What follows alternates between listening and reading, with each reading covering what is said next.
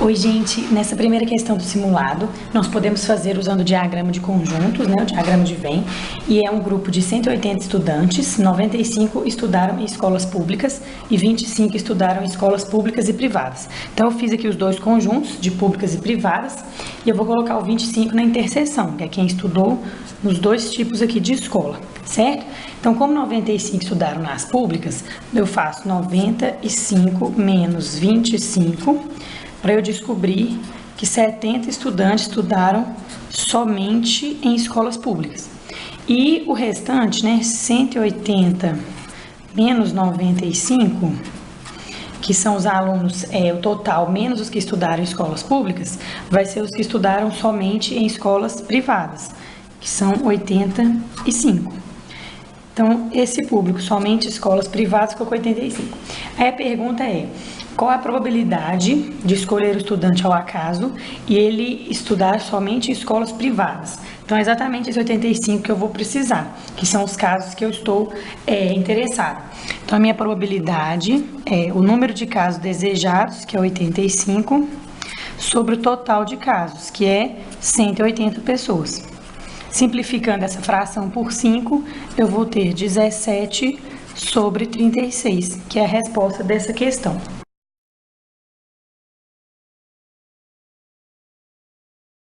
Bom, nessa segunda questão, uma questão de geometria espacial, nós temos uma jarra no formato de um cilindro, né, com as dimensões aí 7 de raio e 22 de altura.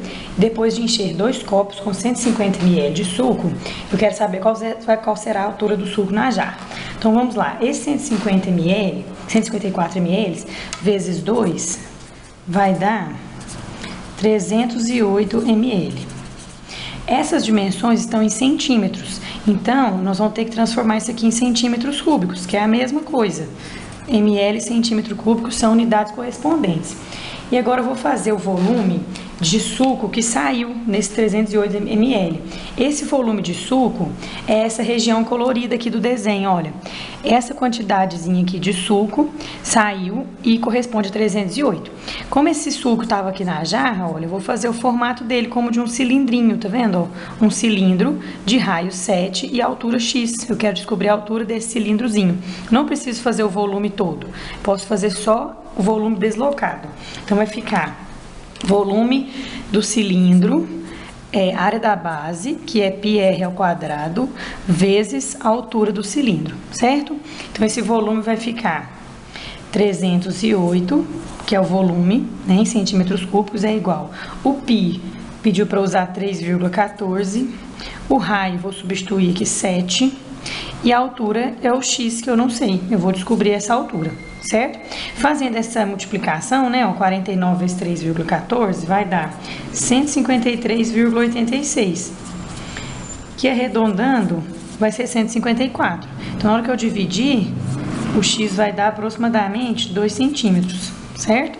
Então, já que o meu suco estava na altura 22 e vai reduzir 2, pergunto qual será a altura do suco, a resposta aí vai ser 20 centímetros.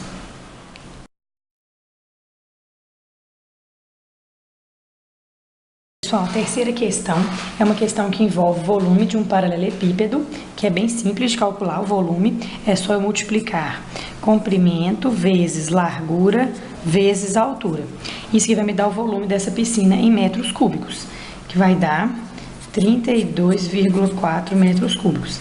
Aí eu preciso lembrar que 1 metro cúbico cabe 1000 litros, certo? Então, vai ficar esse volume 32.400 litros, só multiplicar por 1000, certo? Agora eu vou usar a vazão da torneira. A vazão é de 30 litros por minuto. Então, é só eu dividir 32.400 por 30, que eu vou achar a quantidade de minutos. Quando eu divido 32.400 dividido por 30, eu vou encontrar 1080 minutos.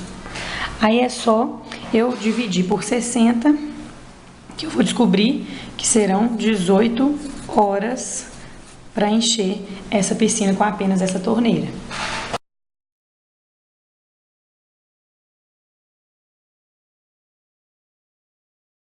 Bom, essa questão 4 do simulado é uma questão sobre médias e nós podemos organizar aqui numa tabela para a gente entender melhor. Eu coloquei aqui os 4 candidatos e as 3 perguntas. A primeira pergunta, 2 pessoas acertaram e ela valia 3 pontos. E os que erraram ganham 0 pontos. Então, eu vou colocar em quaisquer 2 candidatos aqui, não vai fazer diferença não. Vou colocar aqui, vamos supor que o A acertou, o B acertou, esse aqui errou, esse aqui errou. Porque para fazer a média eu vou precisar somar todos os pontos. Então, quem tirou tal nota não vai fazer diferença, porque no final precisa da soma de todos.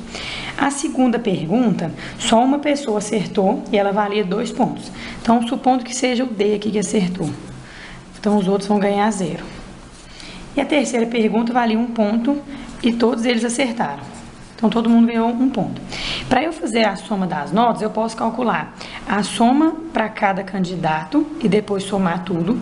Eu posso calcular a soma dos pontos por questão, tá vendo? Então, a primeira questão, como 2 pessoas acertaram e cada uma valia 3, eu tenho 6 pontos aqui com a primeira questão. Na segunda questão, tenho 2. Na terceira questão, tenho 4 pontos. Aí, eu somo o total de pontos, que vai dar o total de pontos dos 4 candidatos, que vai dar 12. Então, a média é só eu pegar a soma de todos os pontos e dividir pelo número de candidatos. É muito comum aí no Enem questões sobre média, né? Essa é uma média simples. Então, vai ser 12 pontos dividido por 4, que vai dar 3, que é a resposta para essa questão.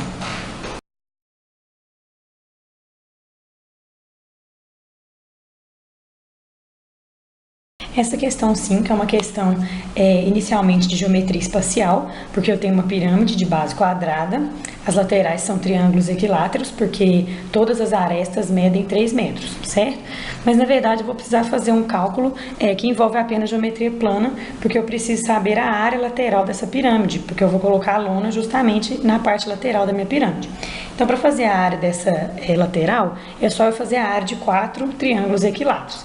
Lembrando que quando o triângulo é equilátero, a gente tem uma fórmula específica para a área dele, que vem da fórmula básica mesmo, de base vezes altura sobre 2, mas é uma fórmula mais direta, que eu recomendo vocês memorizarem, ela é bem prática, que é L ao quadrado raiz de 3 sobre 4, em que L é a medida do lado. Então, eu vou usar essa fórmula, e aí a minha área lateral da pirâmide vai ser 4 vezes essa, porque são 4 triângulos equiláteros. E aí vai cancelar aqui o 4 com 4. No lugar do L eu vou colocar 3. Vai dar 9 raiz de 3. Substituindo, né, como solicitada a raiz de 3 por 1,7, a minha expressão vai dar 15,3 metros quadrados, que já é a resposta para essa questão, uma questão aí bem simples de geometria.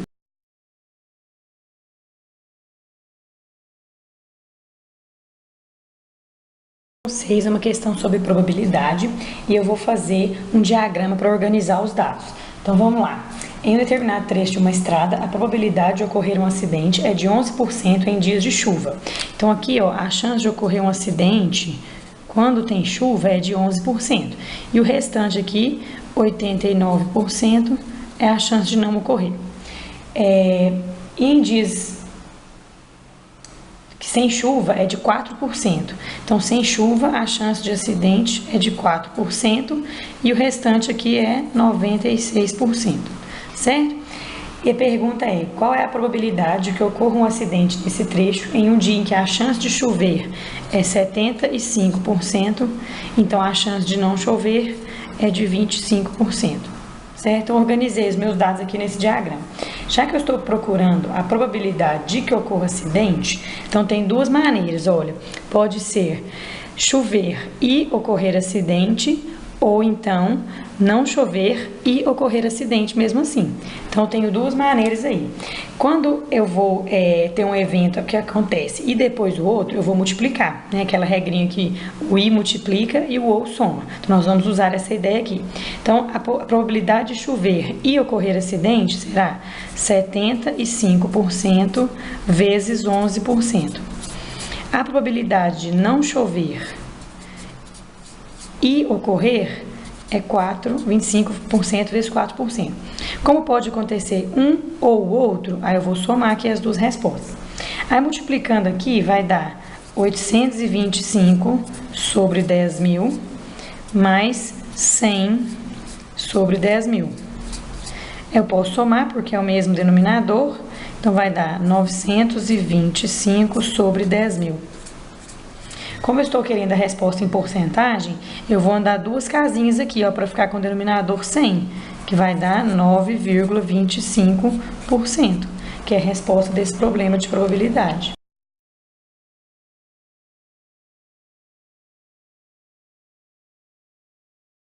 Nessa questão de geometria espacial, eu tenho que o raio do cilindro é igual a 6 e o comprimento total desse objeto é 24.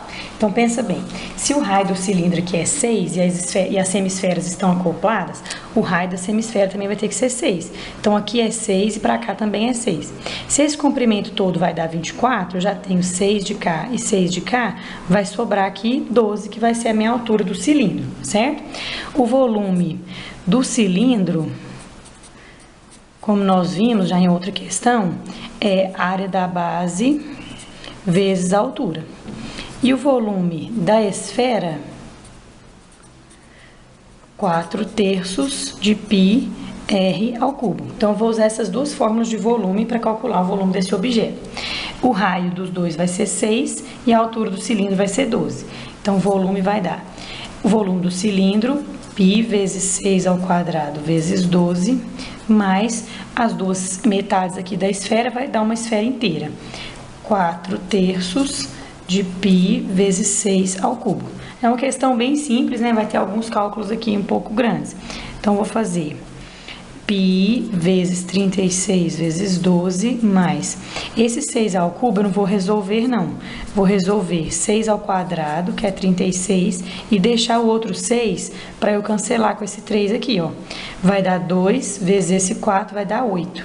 Então, aqui vai dar 36π vezes 12, e aqui vai dar 36π vezes 8. Como 36π é o fator comum aqui dos dois, eu posso somar 12 mais 8, que vai ficar 36π vezes 20, que vai dar 720π, que é o volume total aí desse objeto.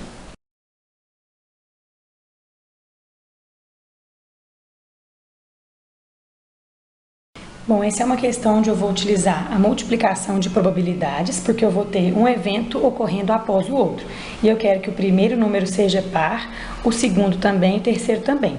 Então, eu vou multiplicar as três probabilidades. Como eu tenho bolinhas numeradas de 1 a 20, então eu tenho metade dos números pares e metade ímpares. Então, a primeira retirada, os casos que eu quero são 10 e o total de casos são 20. Depois que eu já retirei uma bolinha par, vai restar apenas 9 pares. E o total de bolinhas, 19. Como eu já retirei duas, vão restar 8 pares e um total de 18, certo? Porque é sem reposição. Ok, agora eu vou calcular aqui. Vou simplificar o zero aqui do 10 e o 20. Então, a primeira fração aqui vai ficar meio. Esse 9 eu vou simplificar com 18, que vai dar 2, então vai dar meio de novo. E sobrou aqui o 8 e o 19. Só multiplicar essas frações. Eu posso simplificar o 8 com esse 2 e esse 2, né? 8 dividido por 4 vai dar 2. Então, a resposta aqui vai ser 2 sobre 19.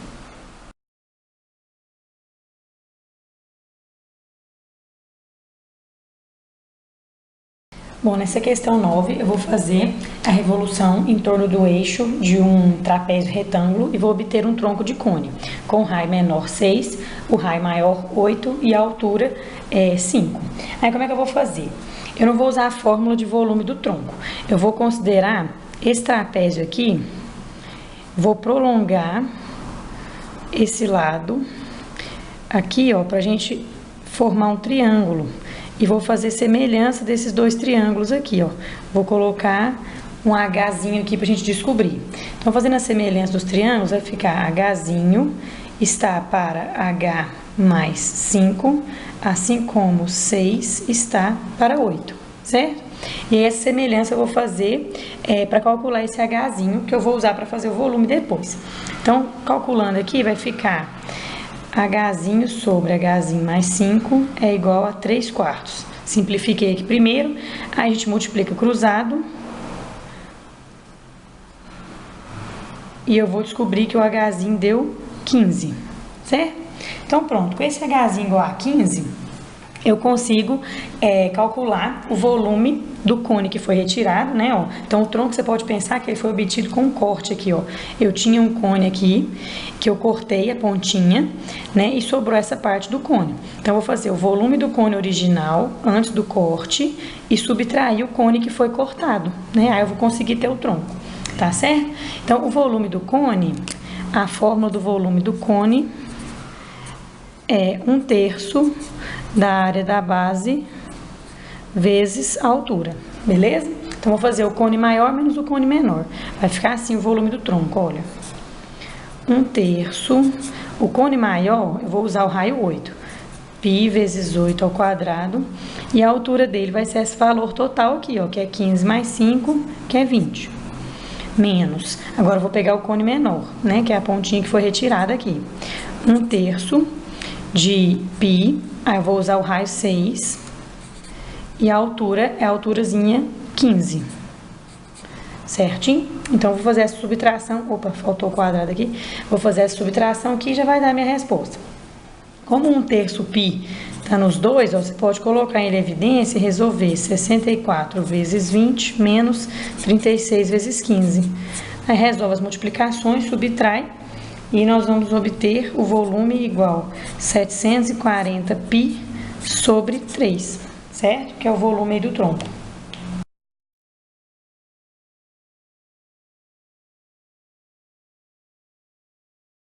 Questão 10 é uma questão de estatística que envolve o cálculo da média, mediana e a moda.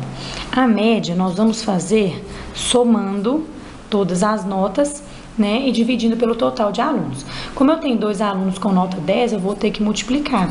O 2 é a frequência da nota 10. O 5 com 9, o 5 com 8 e o 8 com 6, certo? Isso vai dar o total das minhas notas. E vou dividir pelo total de alunos. Aí, faço essas multiplicações e somo, vai dar 153 dividido por 20, que dá 7,65. Então, esse aqui é o valor da média, certo? A mediana, a gente calcula assim, a gente coloca os dados ordenados, né, em ordem crescente ou decrescente, e procura quem é o valor central, certo? Então, o valor central, nesse caso aqui, vão ser 2 valores centrais, porque eu tenho uma quantidade par. Quando você tem uma quantidade par, você divide por 2, então aqui vai dar 10, você tem que pegar o 10º mais o 11º e dividir por 2, certo? Então, nesse caso, quando eu conto aqui, olha, 2 alunos têm nota 10, então as notas já estão ordenadas, né, do maior para o menor, então já posso usar essa ordem mesmo. 5 alunos têm nota 9, 5 alunos têm nota 8 e 8 alunos têm nota 6. Então, aqui já tem 7 alunos, os 7 primeiros da minha lista. Quando eu somo 5, eu já vou ter 12 alunos. Então, nesse grupinho aqui de 5, eu passei pelo 10º e o 11º, que serão ambos iguais a 8. Então, a minha mediana aqui, na verdade, vai dar o próprio 8, certo? Quando a mediana é feita com a quantidade ímpar, aí eu vou ter apenas um valor central e ele já vai ser a mediana. Agora, a moda é o mais simples, né, de calcular, porque é o valor mais frequente. As frequências aqui são os alunos, o valor com maior frequência é a nota 6. Então, essa é a resposta, esses 3 números aqui são as respostas para essa questão de estatística.